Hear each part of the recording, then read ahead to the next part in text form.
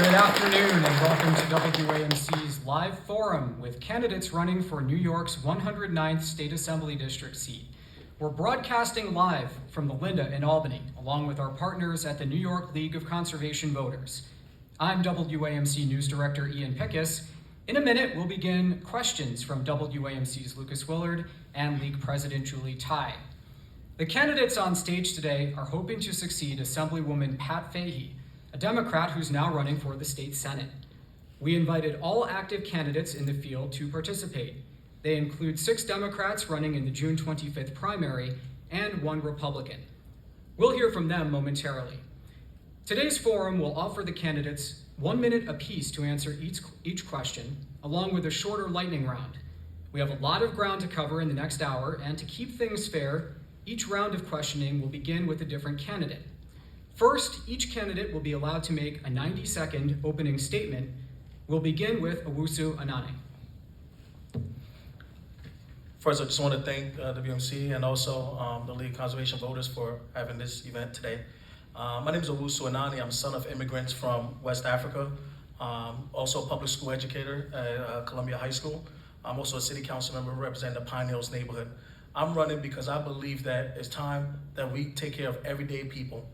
For the past couple of years, we've seen the state of our state go in different directions, and we need to make sure that we're fighting for housing affordability, fighting for the working families, fighting to make sure that our schools, particularly our public schools, are being fully funded, making sure that we fight for LGBTQ friends, and also fighting for reproductive rights. These issues at a critical juncture, and we need to make sure that we have someone who don't mind ruffling feathers if it means doing what is right. This assembly race is going to make sure that we have people who are going to work day and night to represent Albany, Guilderland, and the town of New Scotland. I've demonstrated that as a council member, and I want to continue that fight and energy representing the state assembly on the 109th Assembly District. Thank you, and you saved a little bit of time, so we appreciate that. Next to Ginny Farrell. Hello, everyone. I'd like to thank the League of Conservation Voters, WAMC, and everyone here at the Linda and listening at home for this forum. I'm Ginny Farrell, and I'm running to represent the people of Albany, Guilderland, and New Scotland in the New York State Assembly. I'm the candidate with the most extensive and diverse experience. I've worked for the Assembly for 12 years. I'm currently the Committee Director for the Environmental Conservation Committee in the Office of Assemblymember Deborah Glick, and began my career in the Assembly with our Assemblymember Pat Fahey. I also have extensive experience in local office. I'm currently in my 2nd term on the Albany Common Council and serve as Majority Leader and represent the 13th Ward. I also was elected to the Albany School Board, where I served in every leadership role, including president, and led the transformational Albany High project. When I first spoke to the Albany School Board, advocating for our kids in schools, I was a stay-at-home mom, and I was so scared. Everything about me shook. My voice shook. I was shaking. But I knew that my voice mattered, and no matter how it sounded, I needed to use it. And I've been using it ever since to advocate and to bring people together to make things happen. I believe in public education. I'm passionate about the environment. I believe in strong neighborhoods and communities and doing all we can to make every neighborhood better for every single person. I have the knowledge and the know-how to bring people together to get things done, and the experience to get them done from day one. I look forward to the discussion today and to proving that I'm the best candidate for this seat. Thank you. Thank you. Let's go to Jack Flynn next. I want to thank everybody for attending this forum. My name is Jack Flynn. I'm the former chair of the Albany County Democratic Committee. I currently work for the New York State Senate and its operations. I'm a 3-term Common Council member for the City of Albany. I worked for bill drafting for years, so I have a lot of knowledge and experience dealing with legislation. I was raised by a single mother of 5. My father died when I was young of leukemia. I currently raise my 2 daughters, who are graduates of Albany High. My 1 daughter just recently graduated from Syracuse, the environmental science and forestry. So through the past 4 years, I've learned a lot about the science, the forestry, and our environment as a result of my daughter.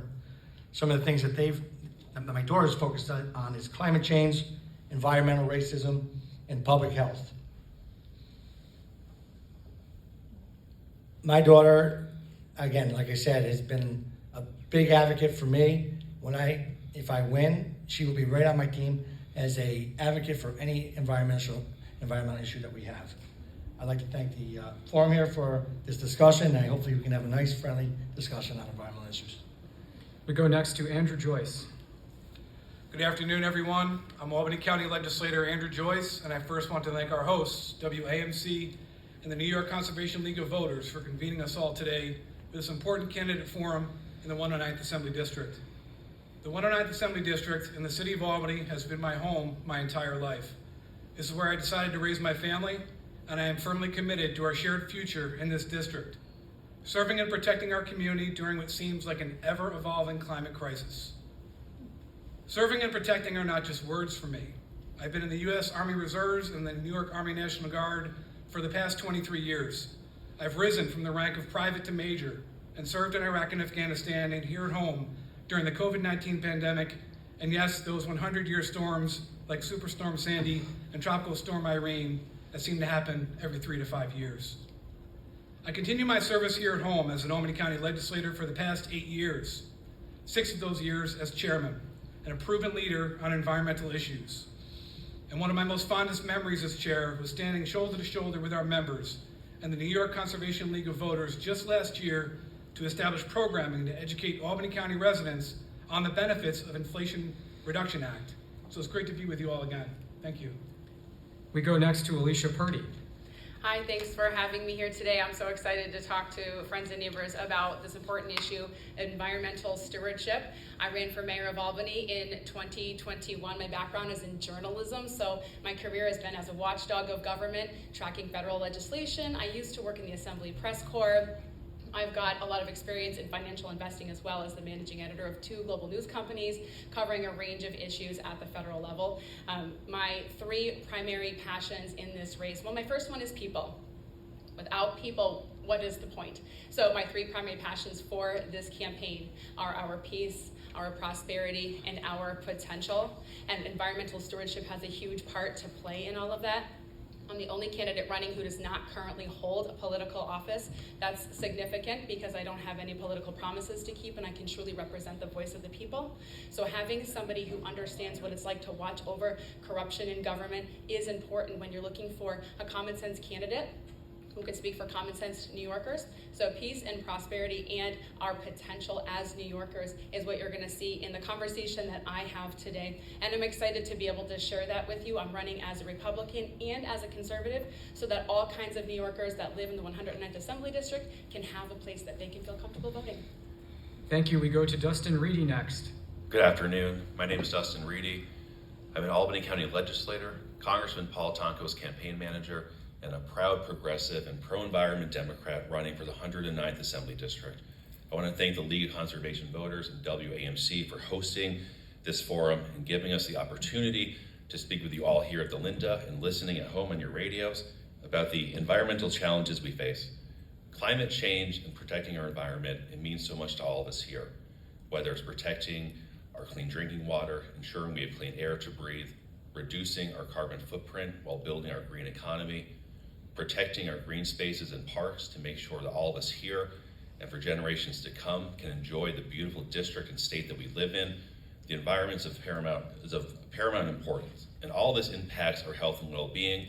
If you're like me and you have seasonal spring allergies, you know because of climate change, they come 20 days earlier and last longer every year. And the environmental challenges we face are many. This district needs a strong Democratic voice that can speak to the issues, build coalitions, and create the change that we need. I have a proven track record as a county legislator and Congressman Tonko's campaign manager of delivering for this district on the environment, and I'll do that in the New York State Assembly. Thank you, and I look forward to answering your questions and having this discussion this afternoon. Thank you. And the last opening statement comes from Gabriela Romero.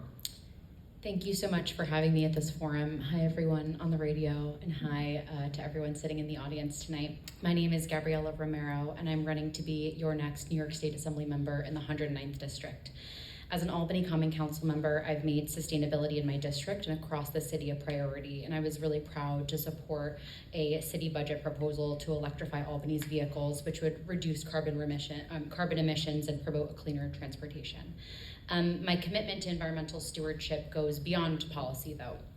I love to organize regular community cleanups, and I have an annual Earth Day event providing composting boxes and recycling bins to constituents. And what people don't know is that the city provides those things at no cost, but this annual event kind of bridges that gap between the existing programming structure that the city has and those that actually need it.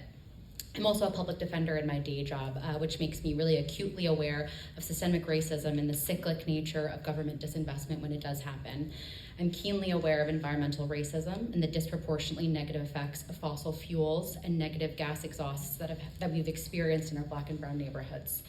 These efforts and priorities really reflect my dedication to a pro-environment agenda with an environmental justice lens, and I'm really excited to be here to talk about these issues, but also to learn because the environmental issues are so important as we face a climate crisis and a really dire one, but sometimes things kind of get lost in the weeds. It's a lot of science, and I've really learned a lot. And that's time, thank you. Preparing for this forum, we're looking forward to talking more. Thank you. No one heard the bell during those opening statements, but for the questioning round, I just want all the candidates to know you'll be limited to 60 seconds. Our first question comes from Julie Tai. Well, thank you to our candidates for those opening remarks, and good afternoon. My name is Julie Tai. I'm president of the New York League of Conservation Voters and the New York League of Conservation Voters Education Fund. We are a statewide organization whose mission is to educate, engage, and empower New Yorkers to be effective advocates for the environment. So thank you to WAMC and our host Ian Pickus and my co-moderator here, Lucas Willard. Thank you to all of us for joining us today, both here in studio and listening on the radio. As we all know, the urgency of the climate crisis has never been greater. We've already seen the devastating impacts in our communities, from more frequent and intense storms causing devastating flooding, to rising sea levels, to raging forest fires that made our skies orange, to heat waves. That's why this election is so critical, and that's why we're here today, to ensure that the environment and climate change are front and center on the campaign trail, and that voters know where the candidate stands on the issues. Because the most important thing we can do as individuals to protect the environment and fight climate change is to vote. So thank you all for participating today, and let's get started. The first question will begin with Gabriela Romero. Current regulations make it difficult for utilities to slow down the build-out of new, costly gas infrastructure across the state. How would you address this concern in a way that enables utilities to transition off gas and comply with the climate law's goals while protecting utility rates for consumers? Yeah, well, I think you're kind of referencing the New York Heat Act, which is sponsored by Assemblymember Fahey. What an amazing bill that was really supposed to pass in the budget. I'm in full support of the New York Heat Act, and I'm really proud of Assemblymember Fahey for championing that bill. The New York Heat Act is crucial to transition our buildings from fossil fuels to renewable energy. And in the 109th District, I look forward to advocating for incentives and funding to assist homeowners and business owners in making that transition. So this has to include three things. Obviously, energy efficient appliances, but incentivize the ability to use heating and cooling systems like heat pumps, and supporting the weatherization of buildings, whether that's through more education or incentives or programming to provide the materials that are needed for these buildings. So by reducing the dependence that we have on fossil fuels, I'm confident that we'll be able to meet these goals. That's time, and we go to Dustin Reedy. Same question. Well, on this issue, I support the New York Heat Act. And I know Assemblymember Fahey is working hard to get this passed this legislative session. I hope it does get passed. The HEAT Act is crucial to helping both our transition to renewable energy and also saving money for our residents by lowering their energy bills. I'm sure everyone here saw the headlines of National Grid wanting to raise rates again on everyone.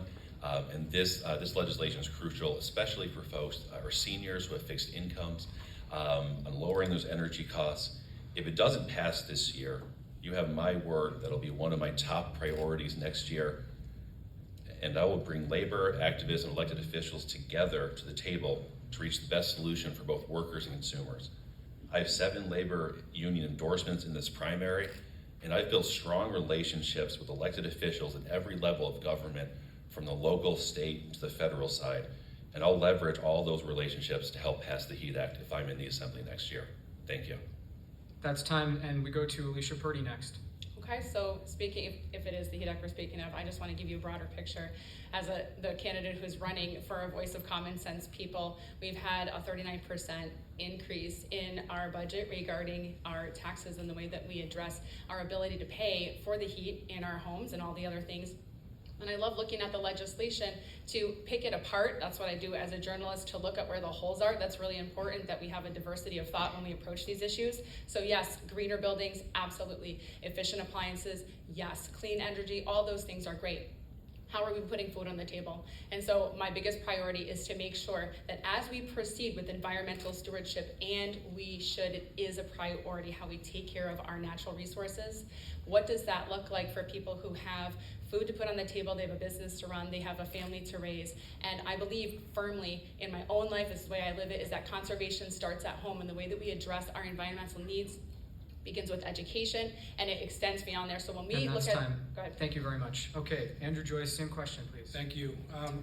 In addition to basically almost all of us up here, a strong supporter of the HEAT Act.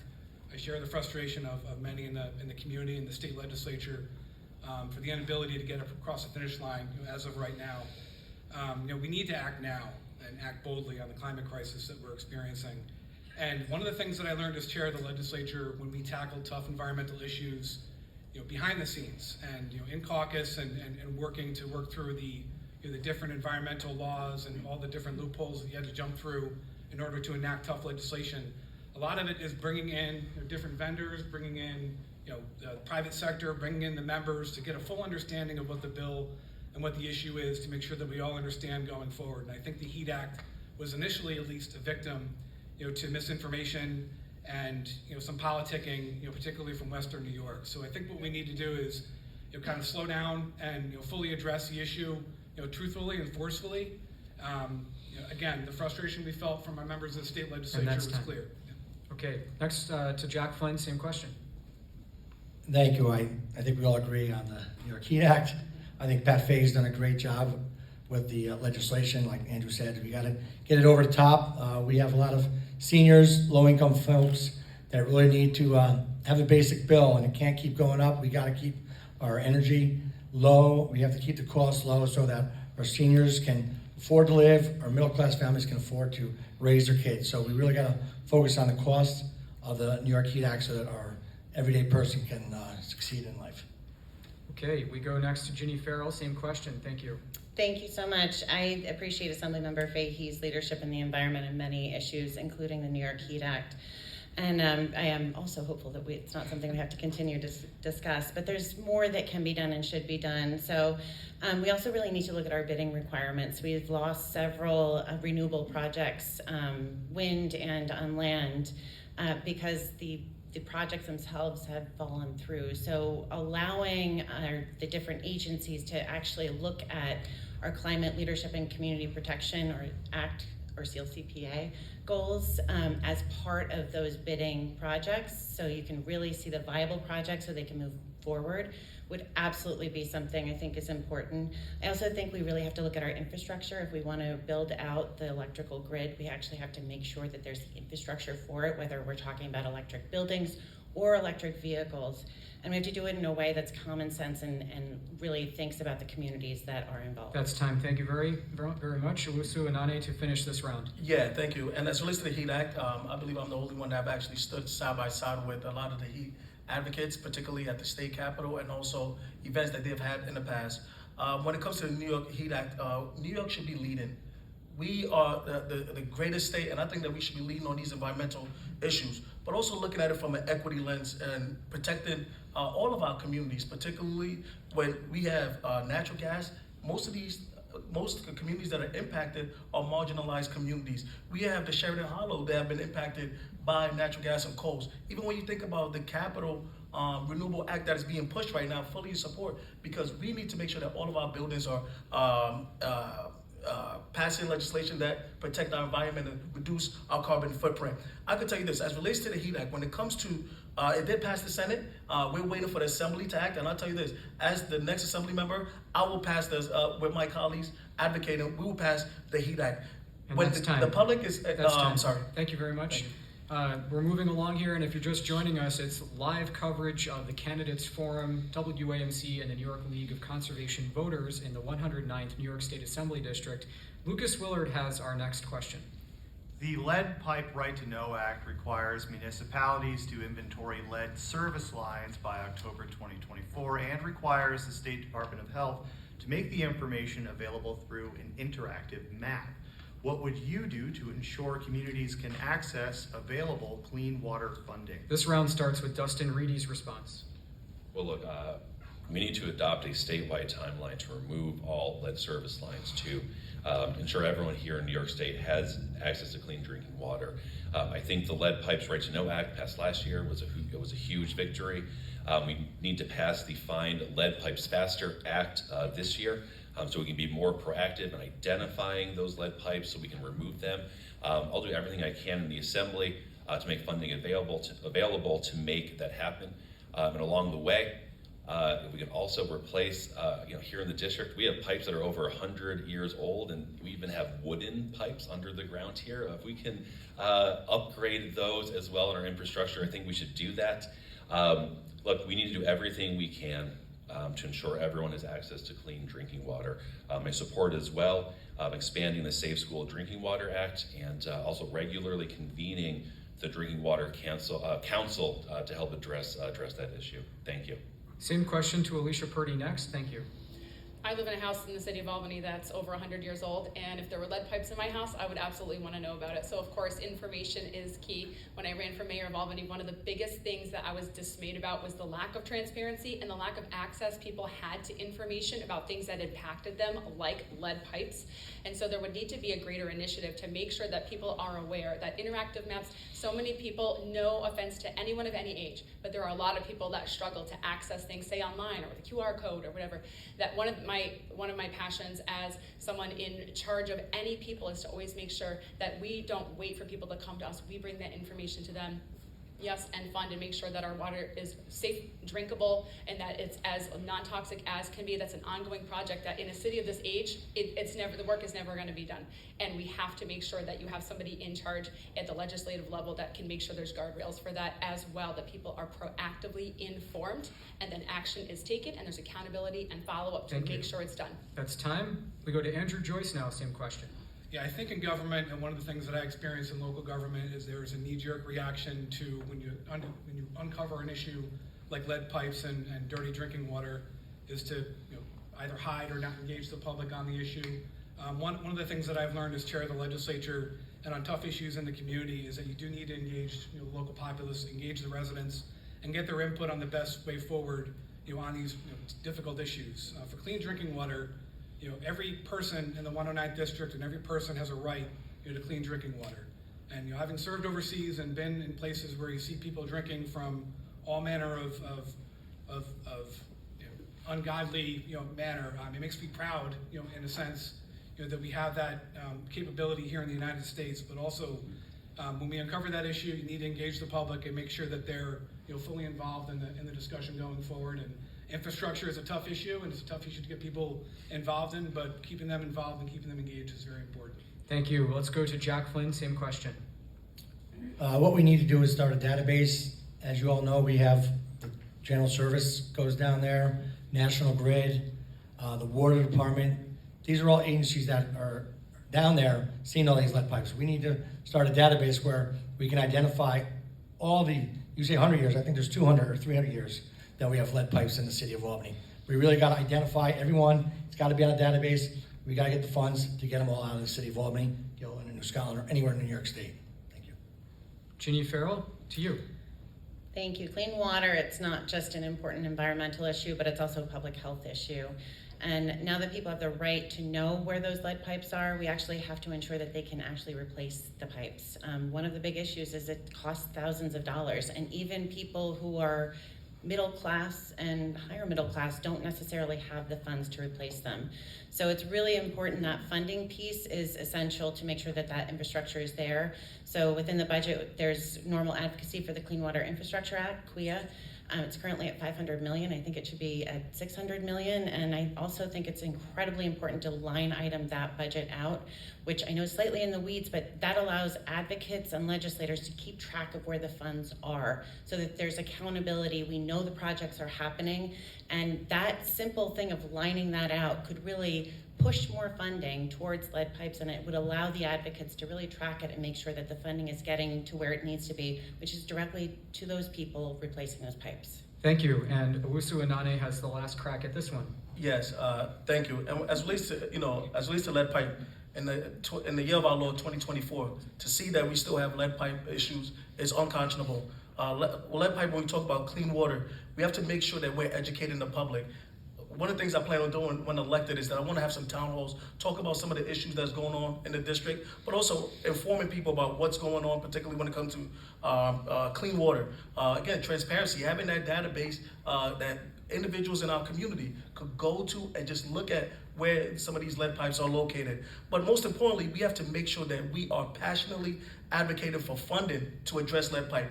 When it comes to lead pipe, most of the communities that are neglected are marginalized communities that has been neglected for decades and disinvestments. So we need to make sure that when we look at lead pipe, we look at it from an equity lens policy, making sure that we're fully funded. Again, we have to make sure that we is readily available so everyone know, and working with my colleagues, even if it's across the aisle, to make sure that this is a priority, because water is important. That's time, and the reason we have 3 people up here is because I forgot Gabrielle Romero's answer on this round. So to you. Thank you. There's a lot of us, so I know it's a lot. I mean, I echo my colleagues in that ensuring continued funding for clean water infrastructure is essential for the health and the well-being of the residents in Albany, Guildhall, and New Scotland. And I will continue to advocate for state, but most importantly, federal funding to modernize our water systems and address the emerging contaminants, whether it's lead or otherwise. It was mentioned, but it bears repeating that lead pipes and the replacement of lead pipes are really, really expensive. And right now, programming covers a portion of the cost, but not the cost fully. And so it does impact our most vulnerable Black and Brown communities who might not have the funds or the means to actually replace the lead pipes. When we're talking about funding and investments, it's important that we prioritize those districts that need it the most.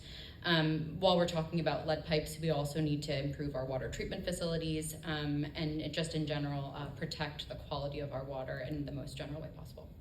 Thank you. And now Julie has question 3.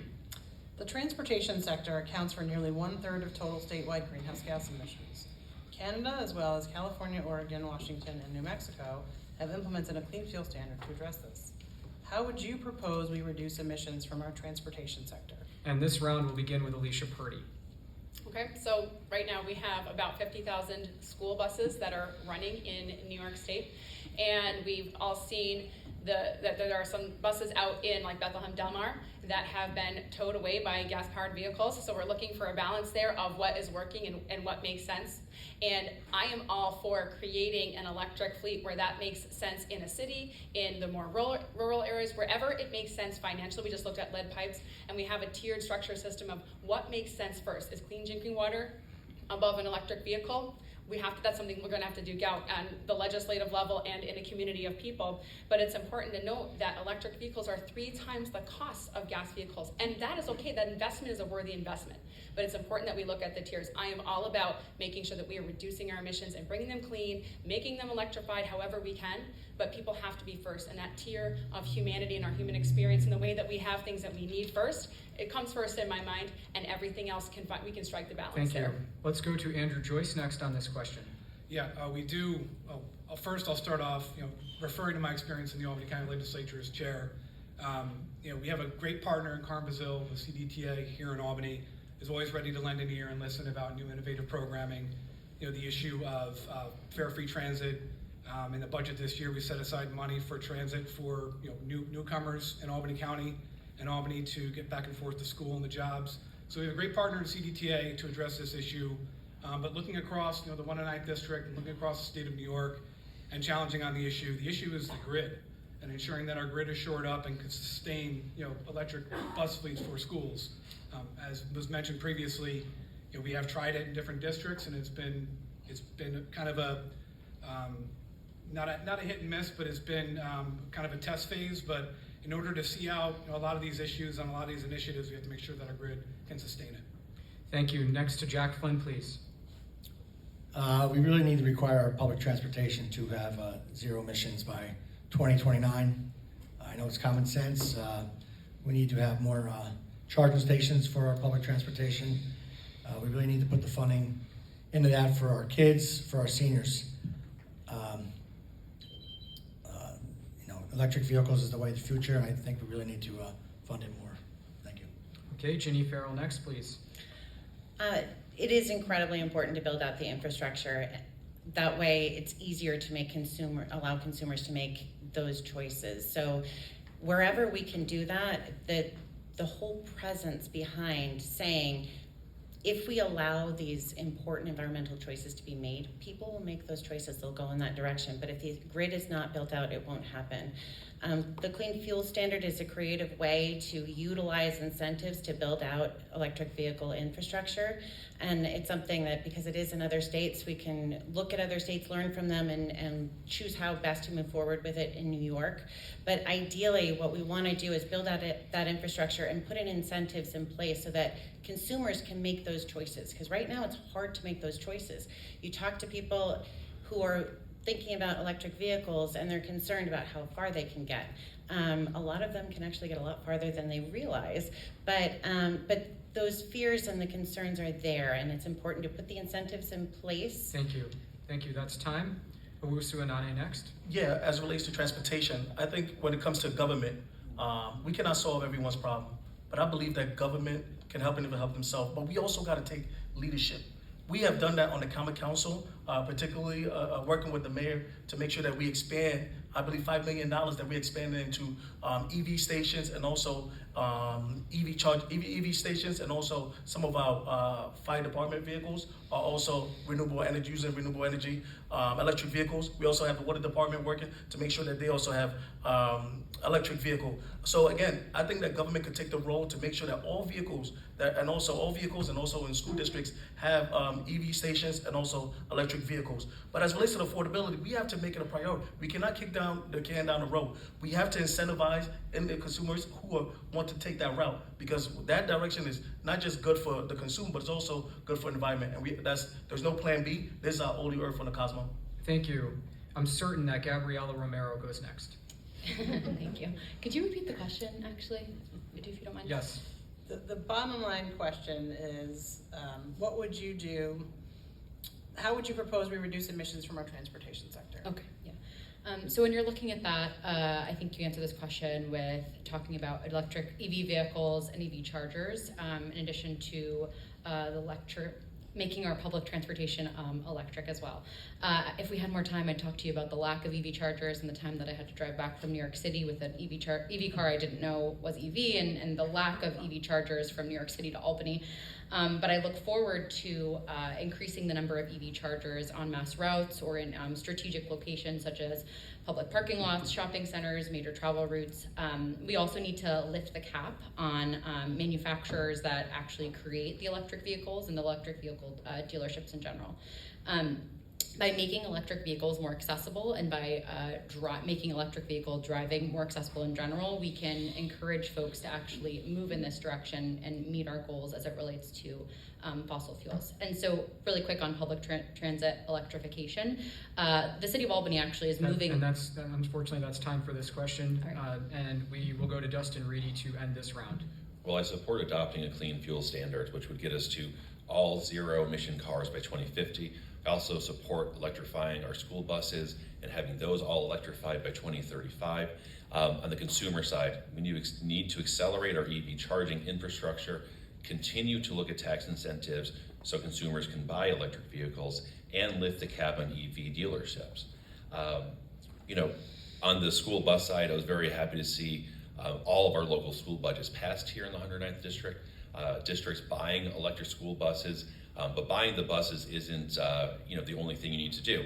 As my colleague said here, we need to build out the EV infrastructure, make sure the grid can handle the additional electricity usage, and to get that done, we have the blueprint to do this. I'll bring unions, elected officials, and activists to the table, along with residents here, to get this done in the Assembly. And thank you very much. We are going to start round 4's questioning with Lucas Willard. Interstate 787 brings thousands of commuters each day into the city of Albany, but has been criticized for separating New York's capital city from its waterfront. As the State Department of Transportation reimagines the future of the roadway, what is your vision to accommodate commuters while also helping Albany reclaim its access to the Hudson River? The topic of 787 to Andrew Joyce to begin this round. I attended the most recent presentation by DOT, at the Albany Capitol Center, and I was overwhelmed and amazed by the work that DOT had done on presenting all the different options going ahead for 787. I'm just looking at the budget. I'm looking at what the potentials are going forward, for what 787 could be going in the future. And a lot of the issues that we're discussing now is about undoing the wrongs of the past as it relates to our transportation infrastructure and emissions, and making sure that we're investing on solutions to fix what we've wronged in the past. But there's a wonderful idea being pitched forward right now by a group of innovators in Albany led by BJ Costello towards a canal in downtown Albany. If I had $500 billion, if I had $1 trillion, we'd have a canal going down Broadway in Albany. We'd have a cap over portions of 787 for a big park, and we'd also boulevard it and recapture the economic potential for downtown Albany and connect our city back to the riverfront. Thank you. And we will continue this question with Jack Flynn. Thank you. I also attended that. I think everybody attended that seminar. And the one thing is we need community input. We really need the community to get involved. Like Andrew said, they weren't part of the first discussion years ago in the 60s, but hopefully they can be a part of this discussion. There had to be over hundreds of people attended it. A boulevard, I think, would be good, a good start. And I do agree with the canalway. And my first time I went to Providence, Rhode Island, I was amazed that they put a canalway in the city with all the funds. So a boulevard and a canalway is something that I would see in the future if we had the funds. Ginny Farrell's next. Thank you. Thank you so much. This is something that I'm very passionate about and I've been involved with for many years as part of the Albany Riverfront Collaborative, and also being very aware of the Albany Waterway Canal Project. From my perspective, when it comes to infrastructure projects, and I think this is an essential project, I appreciate Assemblymember Fahey being so passionate about it, and having worked in her office, it was something that I was very aware of. There's incredible options. When I have infrastructure projects, I'd like to have the people impacted most to really have input on it. So I will say that I have my own favorites, but my favorites will ultimately be the people in the South End who are impacted by those elevated roadways, and the people that work downtown, the businesses, those pieces. So my goals would be to bring the city back together, to bring the waterfront into a more vibrant space. I mean, let's face it, we all want to be able to have dinner on the water. Time. Thank you very much. Owusu Anane is next on 787, please. Yeah, the story of 787 is one of racial and environmental injustice. Today, 787 is a major highway in the region, so we're going to make Albany's riverfront fully accessible to everyone and create and capitalize on Albany's best asset, which is its waterfront. Ultimately, we need major state investment to reopen Albany's waterfront. Whether we bury 787 or use some other means to reroute traffic, the project will be a major, major public work endeavor. But we need to be intentional, and we need our federal and state partners to work together to make sure that everyone have access to the waterfront. But also, these are job opportunities that are going to be created, particularly for a community that have been neglected of this investment. Unemployment as high as 22% in the South End. We need to make this happen. And when elected, I'm going to work with the stakeholders, private sector, federal, and the county, whoever wants to work together to make sure that we get our waterfront back. Next to Gabriela Romero. When we're talking about 787, we really need to juxtapose what it would cost to replace the highway versus what it would cost to be more creative and take down parts of it.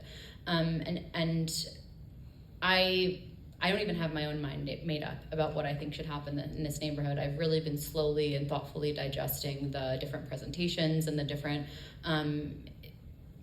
input from community members, but when we look at this section of the city of Albany, it's just so important that we prevent or try to mitigate any gentrification, and that we make sure that we're really extremely thoughtful about taking in the needs and the desires of the community that actually lives there, to not only prevent displacement, but to make sure that the investment is thoughtful and giving back to the community. We continue with Dustin Reedy on this question. Thank you. Well, I appreciate all the work. It's a real testament to what a great Assembly member Pat Fahey's done to bring us so close and have reimagining 787 just on the horizon here. Give her, in her own words, kudos for bringing us this far. I couldn't agree more with my colleagues that the residents should be the one in the driver's seat deciding what we replace 787 with. But it's a great opportunity we have. We could expand our taxable properties in the city of Albany, which would be a huge benefit.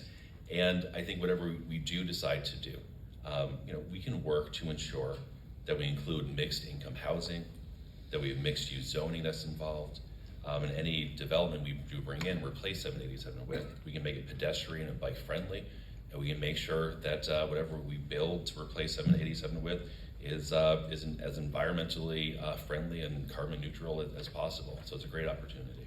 Thank you. Last word on 787 goes to Alicia Purdy. Okay, so I'm an avid kayaker. I went to college in Pittsburgh, which is surrounded by 3 rivers, and river access is a big deal to me. But my primary concern, as I said all along, is people. Human beings live down there. If the city of Albany can't get a grip on the central warehouse, what makes me think they're going to get a grip on 787? I reviewed all the plans, and just like everybody else up here, I'm still digesting ideas, and I do agree that the number one piece of input we need is from people as elected representatives. Our whole job is to hear the advocacy that you bring to the table there. It's an ongoing discussion. I would love to see a walkway over the Hudson like they have way down. I would love to see more access to the riverfront, but taking it down is not as easy as pulling bricks apart. There are people that breathe down there, and we talk about environmental injustices. These are big conversations. We have to have them, but how we have them and what they end up with, I think we're all open here in this area to hearing what impacts people and the lives of people. Thank you very much. We go to Julie Tai for question number 5. As New York transitions to a clean energy economy, what will you do to advance environmental justice in the district and across the state and ensure that marginalized communities are not disproportionately burdened by environmental hazards and have equitable access to clean air, clean water, and green spaces? Round 5 will begin with Jack Flynn's response. Thank you. Environmental justice is a big concern to all of us at the forum here. Clean air, carbon emissions, decarbonize our buildings. We need to, our water in the city of Albany, as you all know, we just passed fluoride in the city of Albany. Hopefully that can improve the health as a social justice issue with in an equity perspective.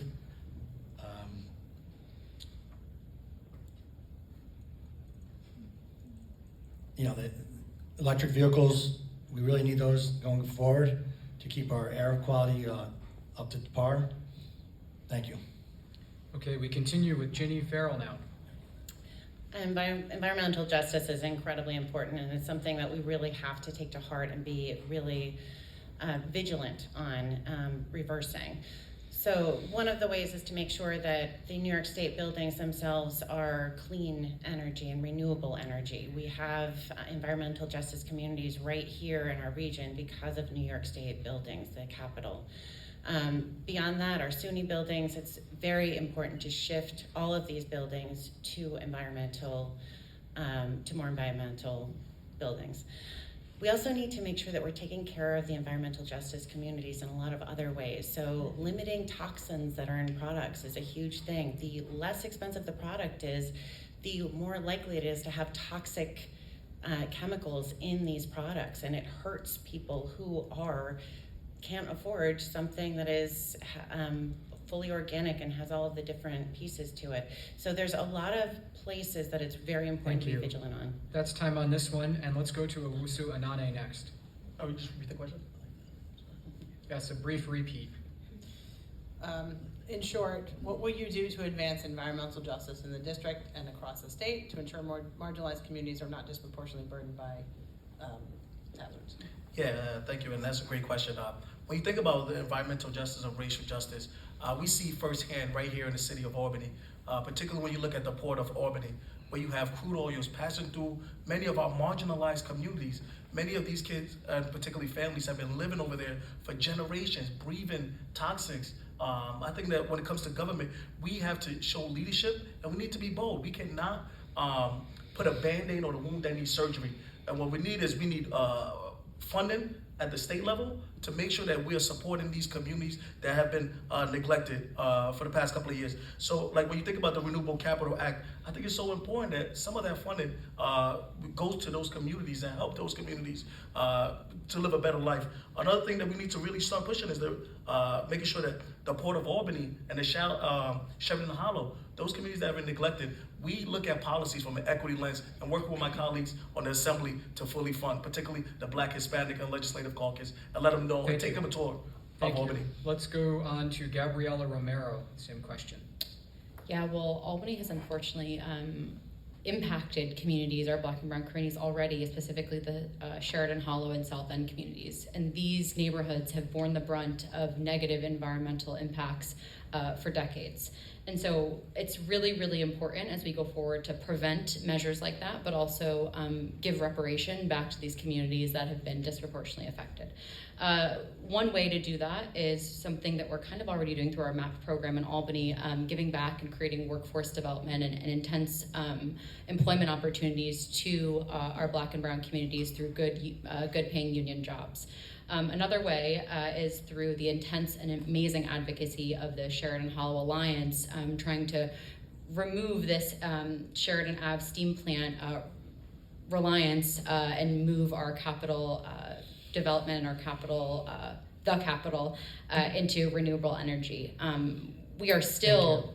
Thank you. That's time. Thank you very much. Let's go to Dustin Reedy next. Well, I think everything we work on in terms of the environment has to pass through the environmental justice lens. We all know socioeconomically disadvantaged communities have suffered the most from climate change and climate catastrophes. At the same time, our biggest polluters are not held accountable for the damage they caused. All they do is reap more profits every year. I support the Climate Change Superfund Act, which would require fossil fuel companies to contribute $1 billion a year to New York State to fund infrastructure improvements to adapt to climate change. It would include at least $400 million to those disadvantaged communities. That's $400 million a year in restorative climate justice. I'll work to pass that and make sure those communities are in the driver's seat on implementing that funding. I also support the Renewable Capital Act here in the 109th District, go a long way to helping our Sheridan Hollow community out. But again, when it comes to working on the environment, everything we do has to pass through the climate justice lens. If I'm elected to the Assembly, I'll do that. Thank you very much. Let's go to Alicia Purdy to wrap up this round. Okay. So of course, marginalized communities are. Oh, Andrew Joyce will be after you. My mistake. Continue. Okay. All right.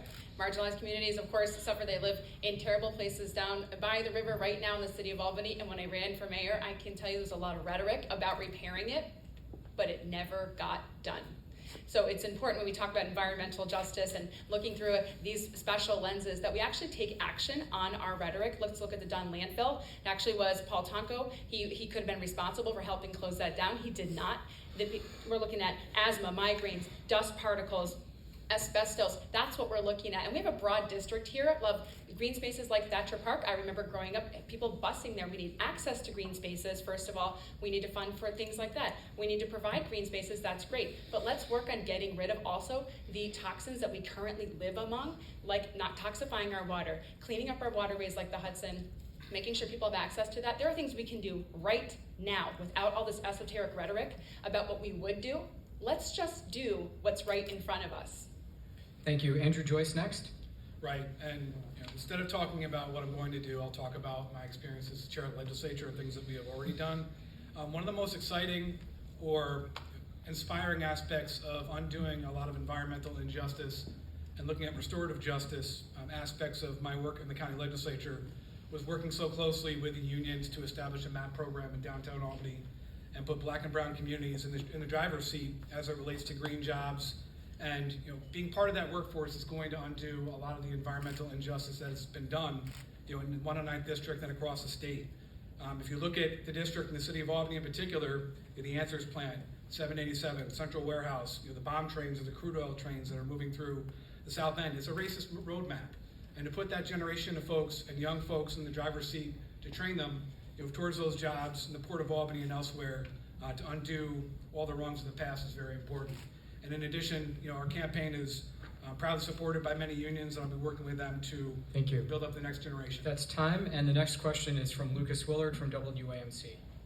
What is your vision for traffic calming and increasing pedestrian safety in the capital region? This time we start with Ginny Farrell.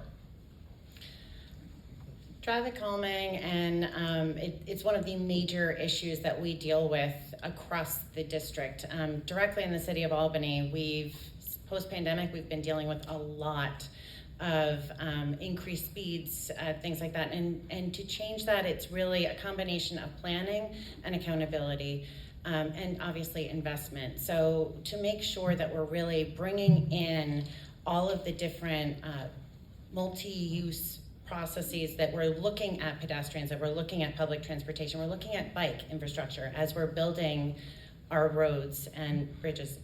And also making sure that we have the funding to do this and build out our public transportation sector. We need to bring this into the planning, we need to bring it into the future, and we need to move forward with it and make sure the funding is there. Thank you. We continue with Owusu Anane. Yeah, thank you for that question. As relates to traffic calming, it is particularly post-COVID, what we're seeing in our state is that there are individuals who are just flat out ignoring the laws that we have, particularly when it comes to transportation, speed controls and other devices. Just 2 days ago, there was a fatal incident that took place on Washington Avenue. And this is a street that had 4 lanes. And I believe that government has to make that an investment to make sure that we're have traffic calming initiatives in place, whether it's creating bike lanes, whether it's expanding technology devices so people calm down, but also work with law enforcement officers to actually protect our community. Everyone have a right to safe streets, no matter where you live, and we have to make sure that pedestrians feel safe. Thank you. Thank you very much. We continue with Gabriela Romero. Traffic calming is something that's really, really important to me, and is walkability and pedestrian safety is something that I've cared deeply about and introduced bills in the City Council to address. Most importantly, and at top of mind, is the fact that our roads are way too wide. Wide roads contribute to people thinking that they're able to speed. So in order to make our roads more narrow, that's a massive investment. It takes a lot of government dollars to do that, but there's creative ways to do it. Whether it's just putting in trees in the middle of the street, whether it's adding bike lanes like some of my colleagues have mentioned, there's many, many, many different ways that we can invest in traffic calming, but it takes a lot of government funds to do so. I'm very, very proud to be working with walkability advocates existing already on the City Council. I'm excited to continue that partnership with if and when elected to the New York State Assembly, and I'm excited to also continue my partnerships with federal and state legislators to make sure that those investments and to make sure that those programs are invested in the 109th District. Let's continue on now with Dustin Reedy. Well, when it comes to this issue, the simple fact is we need to slow traffic down, and to make streets safer, you have to make driving harder. When you have wide lane roads that are straight, and it's too easy for drivers to look at their phones and not pay attention to how fast they're going, it increases pedestrian risk. And it's a huge issue in this district. It's a huge issue where I live in Guilderland. And in the town of Guilderland, we've started to pilot speed humps on the roads. I know we have that in the city of Albany as well. We'll be looking at, the town board's looking at reducing our town speed limits to 25 miles an hour. I'm in favor of that. I'll work in the assembly to slow our cars down, make our roads more bikeable, increase our bike lanes. And there's creative ways, and there's actually inexpensive ways that you can put our roads on diets, so to speak, narrow those lanes so that it's too hard to drive distracted. Thank you. And Alicia Purdy goes next on Safer Streets. You guys probably remember the story of Alexa Croft, who was hit by that illegal biker, and she has severe brain damage now. And road diets, those are all things we can have conversations about. I would never presume that that's what you need. And I think it's important that you're looped into that conversation. But when you look at human beings that have been devastated, it's because of a lack of law and order and consequences for our actions. That's what is, we have the laws in place. We lack enforcement for these illegal bikers, for people who are blazing down the street at top speeds. We've had to bring in the Albany County Sheriff's Department to help us out in the city of Albany. Sure, we could have sidewalks in Guilderland, but if somebody's gonna break the law, what's gonna happen to them? If someone's gonna run down a college student, what's gonna happen to them? We have to begin with what we have. All of these things are expensive. That's what they're talking about. Your taxes are going to go up. Where are the things in place that we can do right now to help ourselves? And it starts with enforcement of the laws we currently have when people are blazing down the street, and then consequences for the Thank breaking you. of those laws. Thank you. Andrew Joyce next. Thank you. Thank you. I'm a father of 2 young kids. I'm a dog owner. I'm a runner. I think we need to begin at the granular level when we talk about safer streets and traffic calming in the city, Guilderland, and town of New Scotland. Beginning with our sidewalks, seeing what we see when we're out with our families walking. I often text Jack Flynn if I see a crack in the sidewalk or something, or an overgrowth. So we need to start there. And that's traffic calming. And when I'm elected to the assembly, I'm going to make sure that DOT, any plan that they have for a new roadway or any infrastructure project, has a traffic calming aspect to it. That's just the way we're going as a society. More people are out post-COVID. People are on their bikes. They're out walking. They're reconnecting with nature. And we need to ensure any new infrastructure project has a traffic calming aspect to it. And again, not talking about what I'm going to do. What did I already do? As chair of the Albany County Legislature, we had appointments to the Albany County Traffic Safety Board. I brought in Walkable Albany, and I brought in the Albany Bicycle Coalition to bring in experts to add that voice to that. Thank you. That's coalition. time. And we will go to Jack Flynn to end this round. Thank you. Roundabouts, we need roundabouts. I think they work. They cut down fatalities, big thing. Speed humps, City of Albany's putting them in now. And now we got a pilot for some more.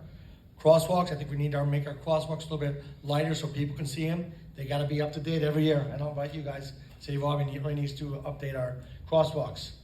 Flashlights at crosswalks, I think they help a lot. 25 miles speed limit. City of Albany is currently proposing that. Hopefully we can get that on the books to get it down to 25, 30. I know we all talk about enforcement, I understand, but I really think it's a mindset. If you can get people down to 25, 30, it really will save accidents, it'll save fatalities. Andrew and I have Ed Brennan in our district, who's a big advocate, and he's head of the New York State Bike Coalition and Pedestrians, so we got a good guy on our side for anything. Red light cameras, we got them in Albany. Maybe we'll have to put them in New Scotland and Guilderland, because there are statistics that says it's working. Speed cameras, City of Albany, we're going to try to put some speed cameras around schools right now, but we're in process of that. Thank you. Thank you. Time flies when you're having fun. We are really short on time left in today's forum, and there's just enough for each candidate to offer a 1-minute closing statement today, beginning with Gabriela Romero. Well, thank you so much for having us, and thank you everyone in the audience. Thank you to those listening, and thanks for staying for the whole hour. I'm really excited to continue this conversation. I'm excited to learn more, but I'm most excited to advocate for you. As a public defender, I know what it's like to go up against the system, to advocate strongly, and to win. So I'm excited to bring that same intensity to the New York State Assembly. Please follow along on my website, send me an email. My phone number is on all my literature, so I'm excited to talk to you more, and let's continue this conversation. Thank you. Next to Dustin Reedy.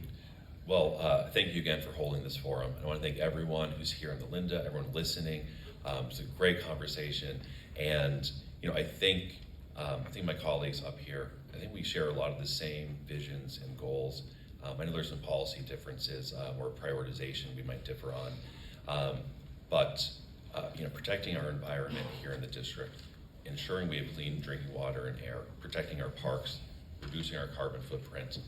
That's the goal that we have here in the 109th District for New York State. I'm running for the Assembly to be a strong Democratic voice for the towns of New Scotland and Guilderland, the City of Albany, everyone here in the district. As a county legislator, working for Congressman Tonko, I've been engaged with, working within this district, delivering for it in the county legislature. I'll do that in the New York State Assembly, and I hope to earn your vote on primary day. But thank you again for listening. Let's continue closing statements with Alicia Purdy. Okay, I'm running as the only person not currently holding office, so I have no political promises to keep. My promises to people, the platforms that I'm running on are peace and prosperity and potential. It was Ronald Reagan who said that peace is the greatest aspiration of the American people. It was Thomas Roosevelt, Theodore Roosevelt, who said you cannot create prosperity by law, but you can ruin it with law. And it was Winston Churchill who said continuous effort, not strength or intelligence, is a key to unlocking our potential. That is why I'm running. The reason why you want to vote for Alicia Purdy is because she votes for you at the legislative level. Let's continue with Andrew Joyce. Again, I want to thank my friends of the Conservation League and WAMC for having us here today for this important discussion. I think everybody up here will be a good steward of the environment going forward in their own right. We don't really have a choice. We are in the midst of a climate crisis. It's a tough challenge. There are a lot of tough issues at stake, but I have hope, going forward, that we're going to continue to innovate and come up with good solutions to protect our environment, protect our natural world. And we have big shoes to fill. Assemblymember Pat Fahey has a 100% rating for the New York Conservation League. She has set a tremendous glide path for us to follow in, and I look forward to doing so in the New York State Assembly. Thank you. Thank you. Let's go to Jack Flynn next. I'd like to thank everybody. First of all, I'd like to thank the Conservation for giving me a test, this exam. It was great. I learned so much out of these 16 pages. I feel like I haven't been in college in 20 years, but I really did learn a lot. I want to thank my colleagues for all the good answers that they gave. It was very informative for not only myself, but for the audience. I hope we can get my support on June 25th or early voting. So thank you all. Ginny Farrell next, please. Thank you so much. Thank you to everyone listening and everyone here at the Linda, along with the League of Conservation Voters, WAMC, and our moderators, Julie Teig, Lucas Willard, and Ian Pickus. This race matters, and this assembly seat matters, and it needs someone with the experience to truly take the reins from Pat Fahey and work with her. I am that candidate. Having worked with Pat for the people of Albany, Guilderland, and New Scotland, I know the district, I know the assembly, I know legislation, particularly environmental legislation. I've worked directly on the Birds and Bees Protection Act, packaging reduction, and the bottle bill update, and I have relationships to hit the ground running and continue to make things happen from day one. I got into public service because I care. I care about our schools, I care about our environment, and I care about you. And it would be an honor to represent you as the assembly member from the 109th Assembly District. I hope you'll check out my website, and I hope you'll vote for me in June. Let's wrap up today with Owusu Anane. Thank you. Again, my name is Owusu Anane. I'm son of immigrants from West Africa. I'm running because I believe that we need to create a state that believes in everyone. And what does that mean is that fighting for affordable housing for working families, addressing public safety, making sure that our schools are being fully funded. These are the issues that I care about: economic opportunity and educational opportunity. I will fight every day to make sure that our state is taking care of everyone in the 109th Assembly District. What this election is about is so important that we have to make sure that we have someone who go against mega Republicans, make sure they don't have no chance representing the 109th Assembly District. I am that candidate. I'm young, black, and educated, and I'm ready to work for the 109th Assembly District. You've been listening to live coverage of the WAMC New York League of Conservation Voters Candidate Forum in the race for the State Assembly's 109th District seat. Thank you to our candidates and our panelists today. Let's give them a round of applause. Thank you also to the staff here at the Linda and our engineers back at home base. Primary day, as you heard a few times, is June 25th. The general election is November 5th. And if you missed any part of today's forum or would like to hear it again, you can visit WAMC.org. For everyone here at the Linda in Albany, I'm Ian Pickus. Stay tuned now for All Things Considered.